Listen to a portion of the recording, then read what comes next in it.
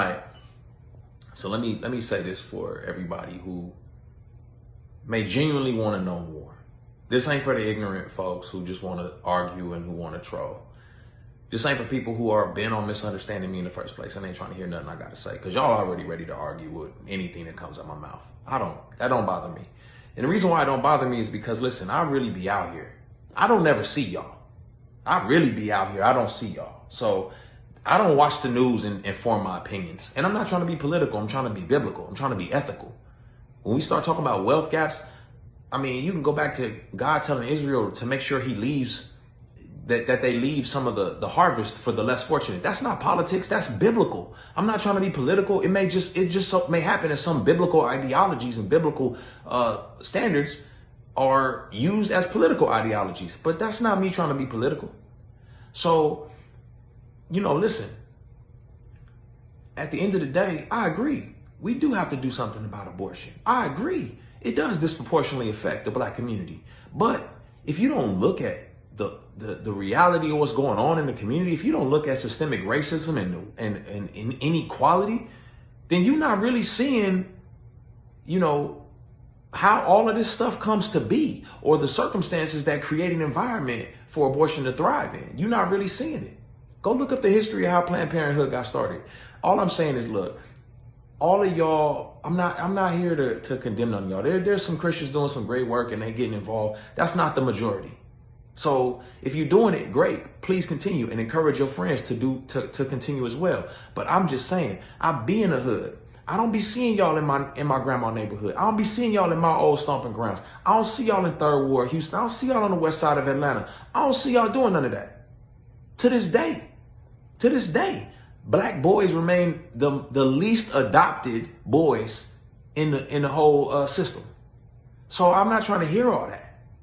I'm really out here. I'm not in my ivory tower talking crazy. I don't be seeing y'all out here. I see y'all in the comment section talking about what you think should be happening, what's going on. No, I know what's going on. I'm not watching the news forming my opinions. I'm really out here. Y'all, develop some relationships with some people outside your social constructs, outside your social circles. Stop believing the hype. Stop believing the reality that these issues aren't real. You know what? We probably agree on more than you would imagine, but you don't build the relationships to really know.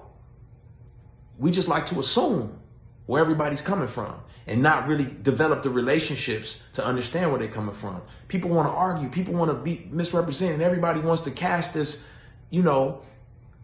this really black and white perspective on everything when it's way more complex and way more nuanced. End of the day, look, I come from it. You know what I'm saying? I come from it.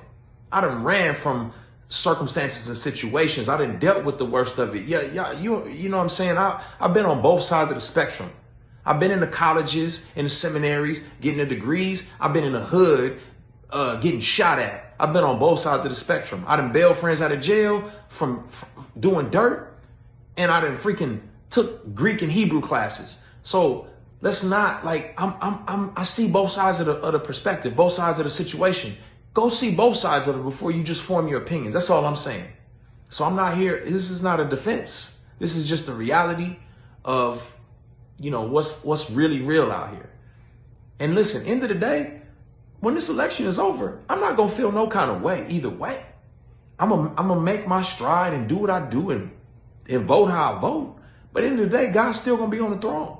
God ain't moved, and neither will I be. You know what I'm saying? So it ain't going to be no whoever wins. It ain't going to be no ha-ha or yay. Because at the end of the day, I know this is a broken world. And I trust God as my savior. Not some, dude sitting in the White House. That's not where my vantage point is. It's not where my hope comes from.